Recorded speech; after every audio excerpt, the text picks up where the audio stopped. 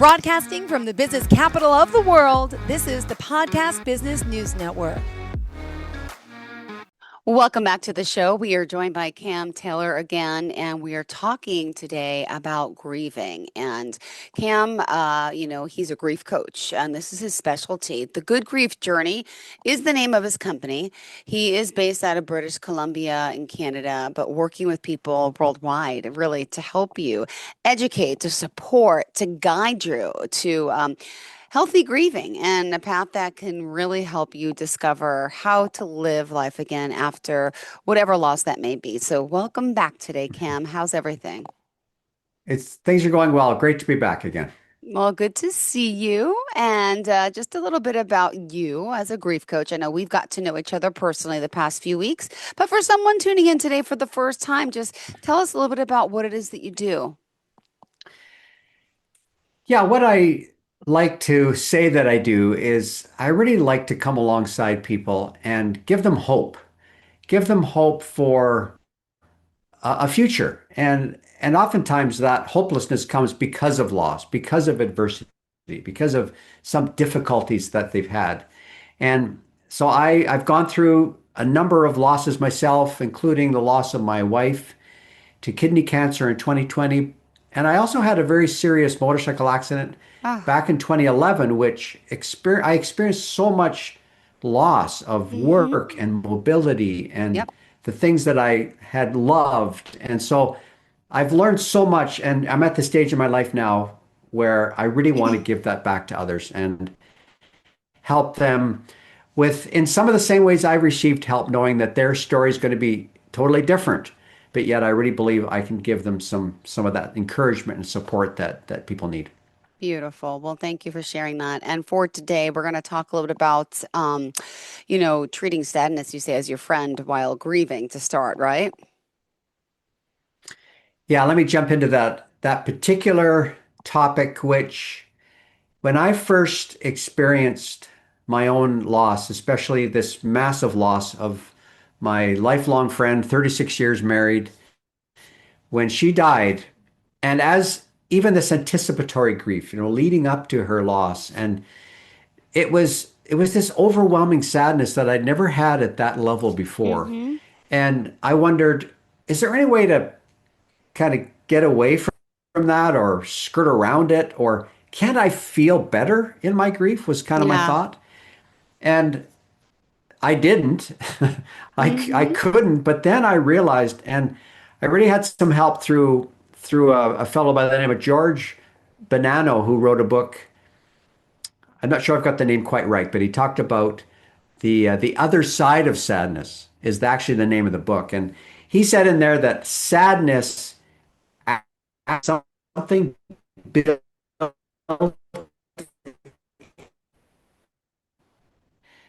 So let me give you. I just got some three ideas here that really helped me, and I maybe it'll Sure. help you if you're in a place where you sadness has just overwhelmed you and you want to run, you want to get away from it. I want to give you some encouragement that actually that's the very friend that you need right now. And it could Okay. be a friend of yours that's sad and you don't know what to do with it. And I want to encourage you that are supporting those grieving, let sadness in. So the first reason how sadness helps is it actually slows us down Okay. because Yeah. there's something happens in our bodies when we feel overwhelmed by sadness that we kind of shut out the things that are all around us and all we can think about is how we're feeling, and that's actually a gift because otherwise you'd be going off in all these different directions with this and that thought. But sadness becomes a way, it's a bodily trigger, I guess, that says forget about everything else right now.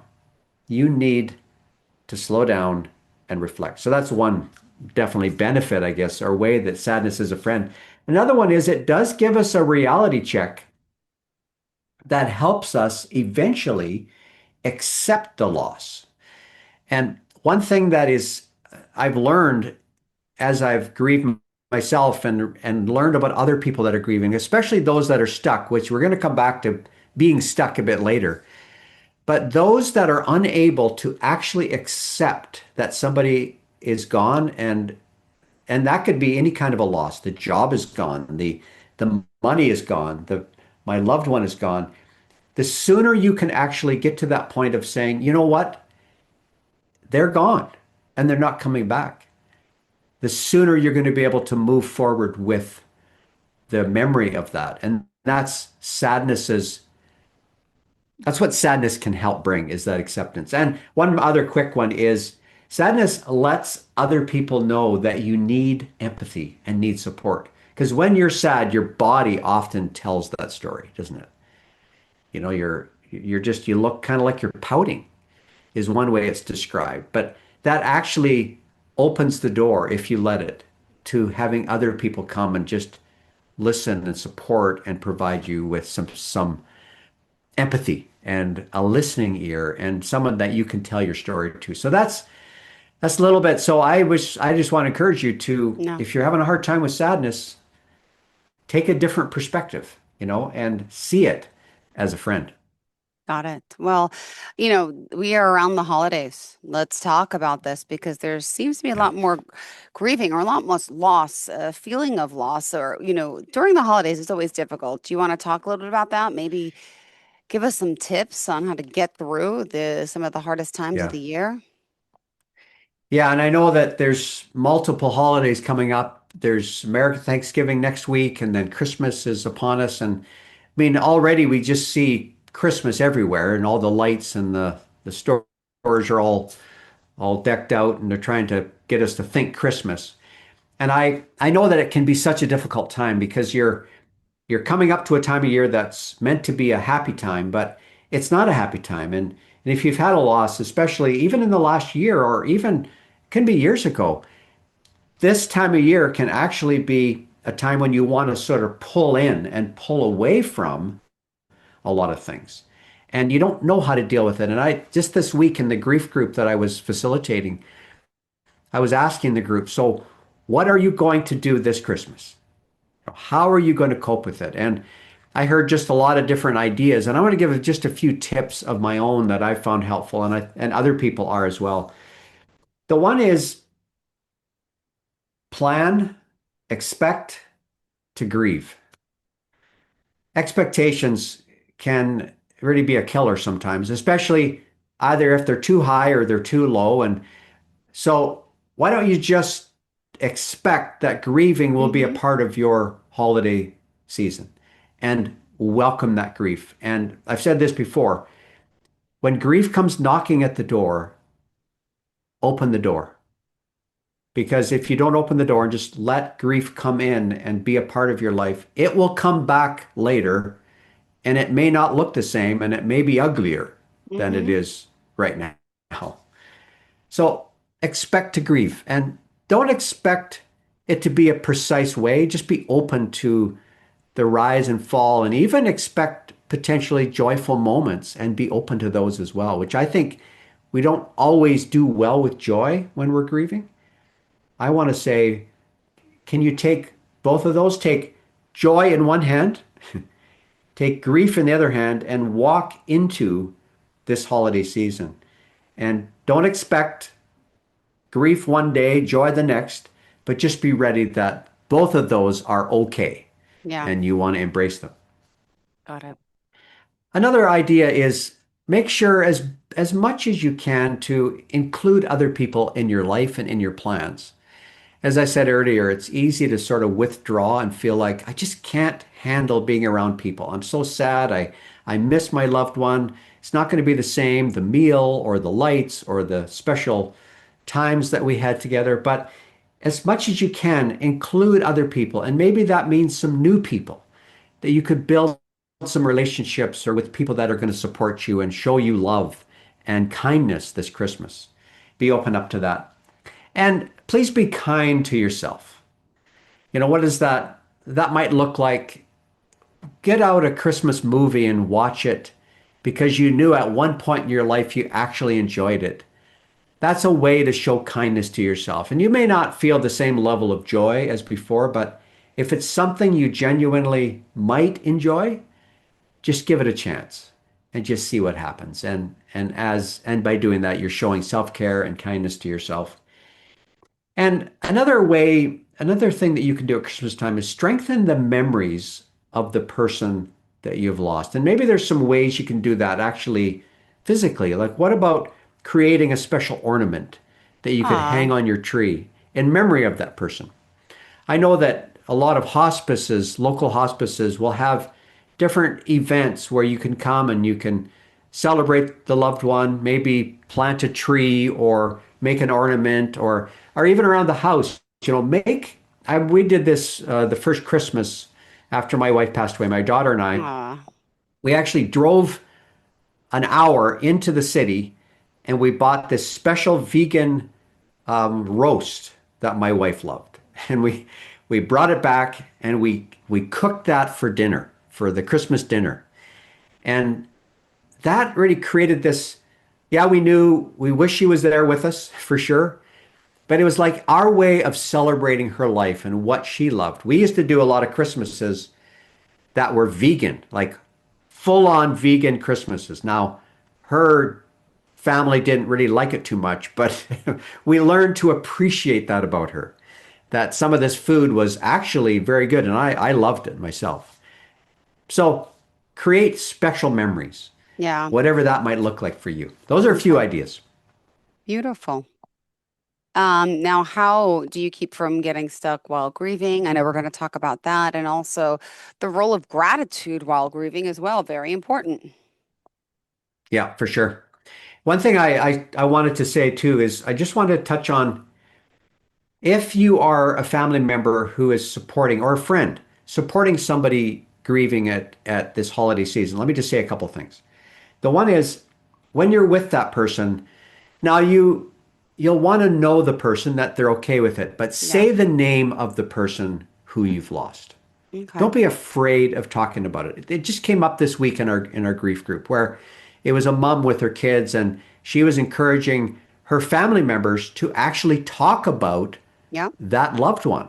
Don't keep it from the kids, right? So say the name. Don't ask, just go and do something. Like, what if the husband has passed away and there's nobody to put up the Christmas lights this year? Just drive over there and say, where are the lights? Can I put them up? Don't ask, just do. Bring a meal, bring a Yeah. gift, surprise them. And definitely hold off on advice giving. Yeah. And I could talk for a whole hour on empathy blockers, or things not to do when you're with grieving people. And this is definitely one of them.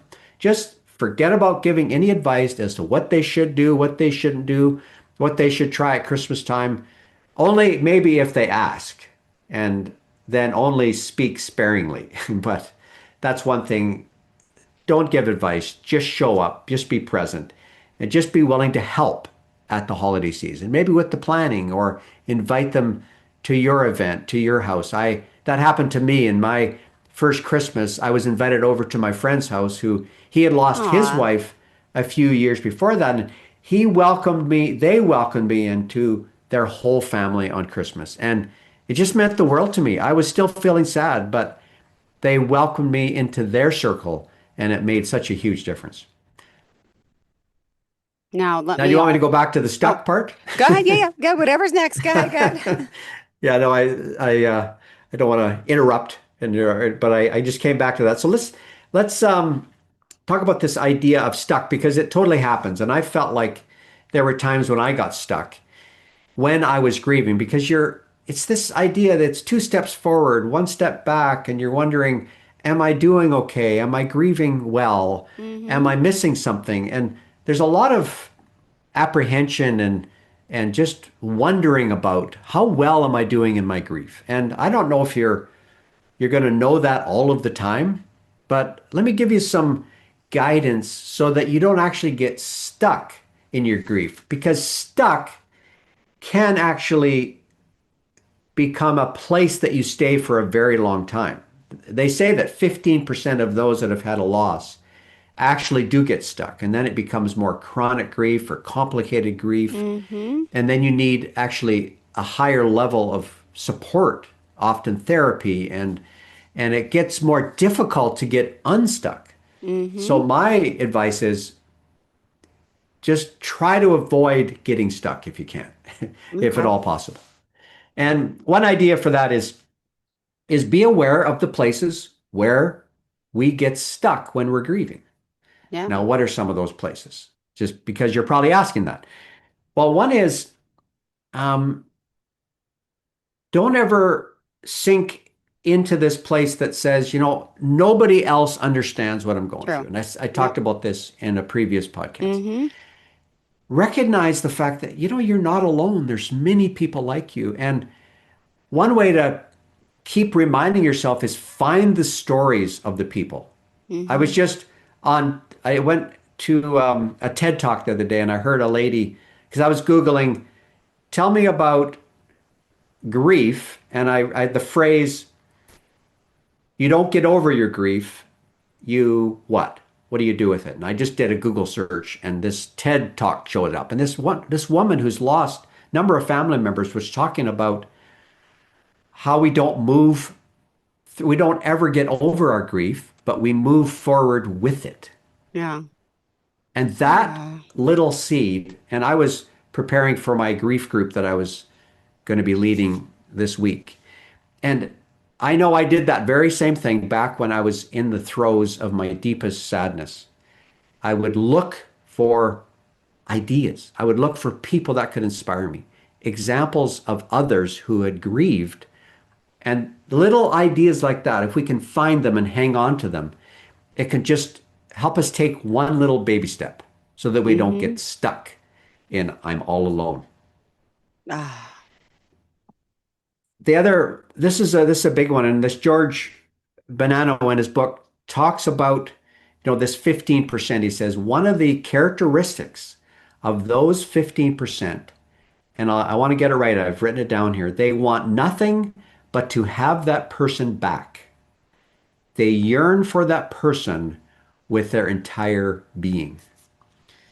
And so what that's saying is that you can get stuck if you're not able to let that person go and accept the fact that they are not coming back, that Yeah. you need to move on with your life without them. That's a huge indicator that if you're feeling that way for too long, it's normal to feel that way.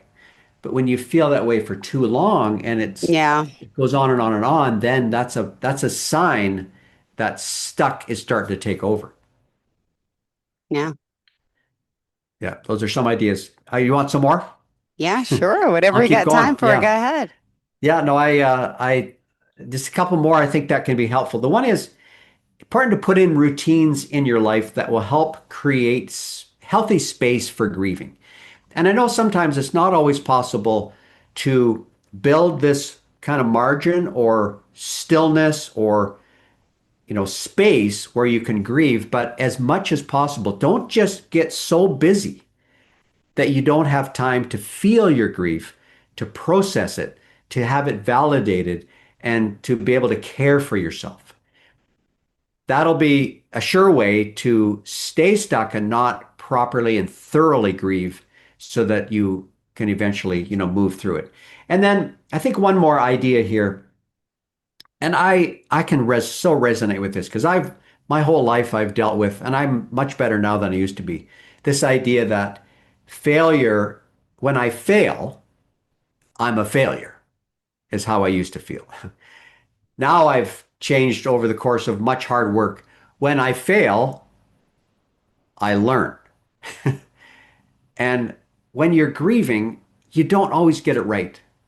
Some days, you just maybe do the wrong thing, make a bad choice, and do something that, oh, I shouldn't have said that or whatever. I remember one time I was talking to my neighbors about my wife's kidney cancer, and they started giving advice, which it was the worst thing to do. And they talked Yeah. about some friend of theirs that went to some clinic down somewhere in some state, and they were healed or it was all cured.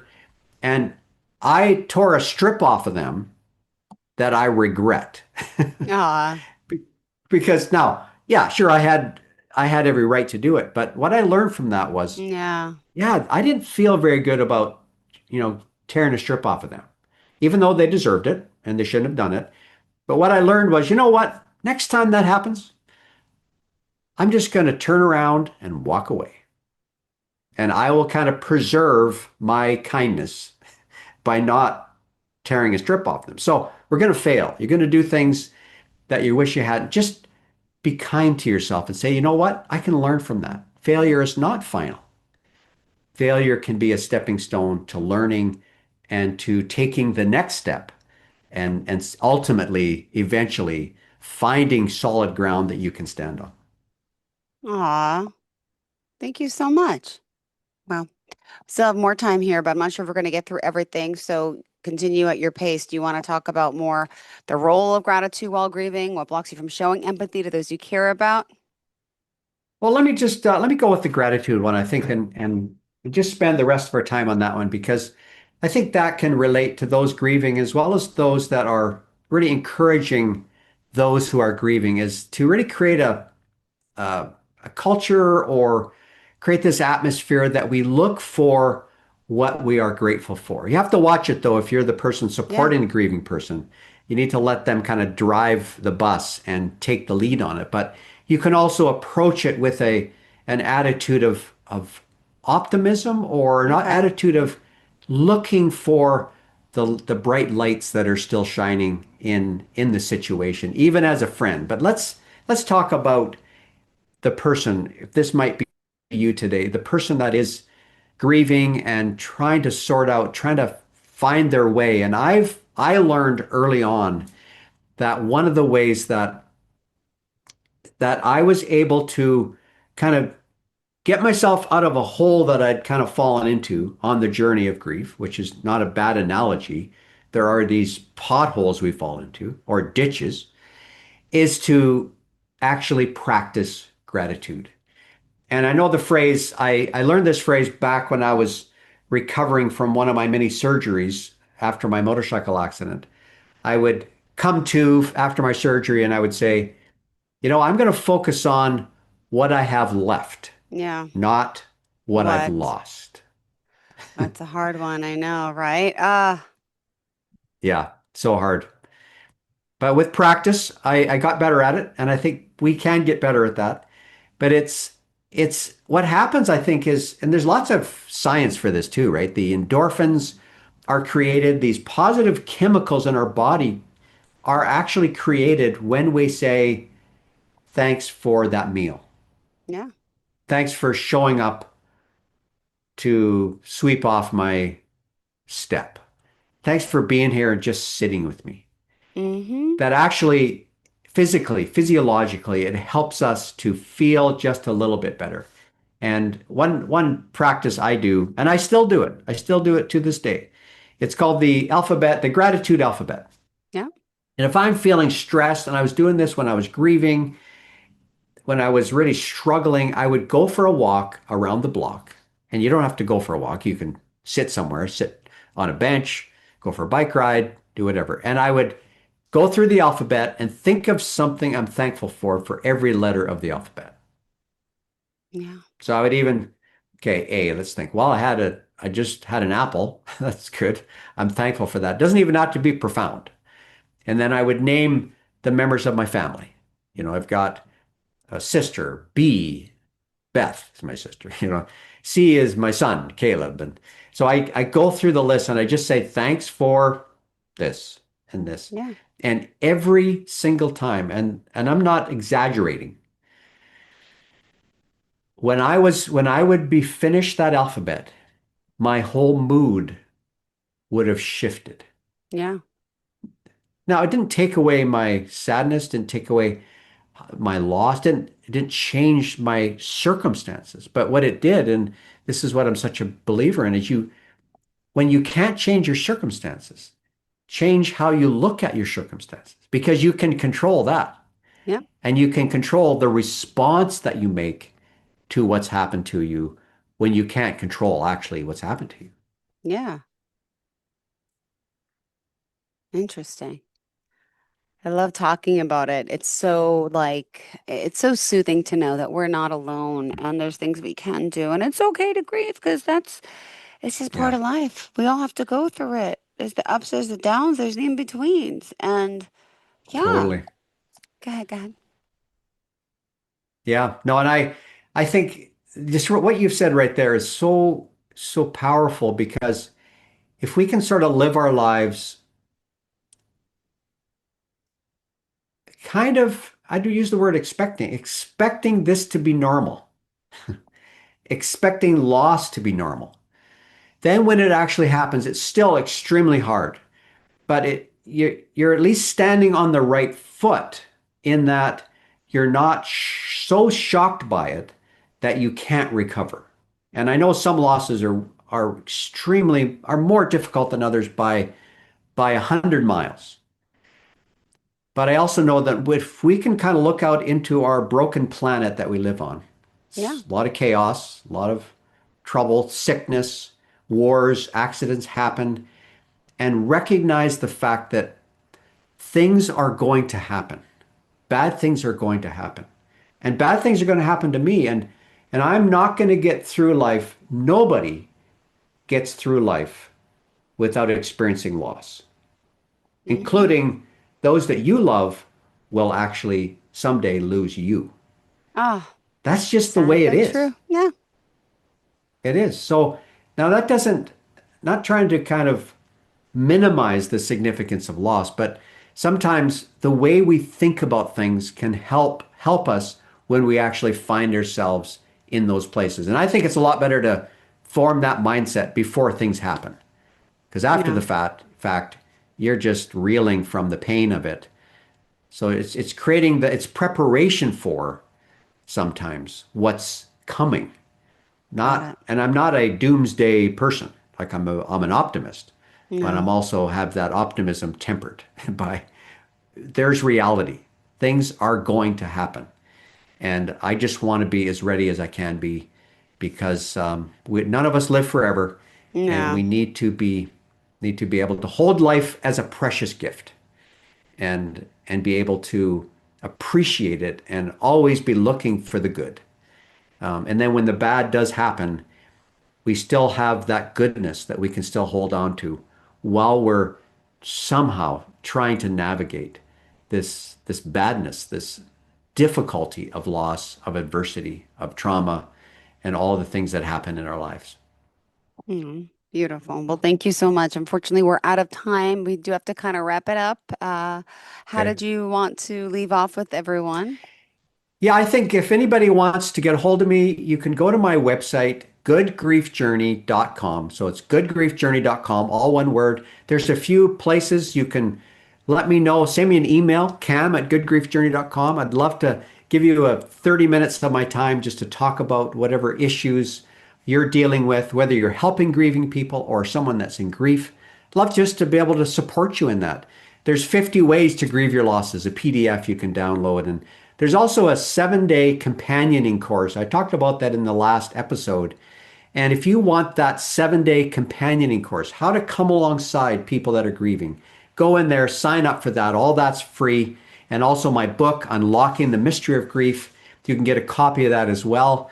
And I'd love to continue our journey together in this area. Perfect. Thank you so much, Cam. You have a fantastic day. And to all of our listeners, have a happy Thanksgiving and enjoy the holidays. Okay. Thank you. We'll talk soon.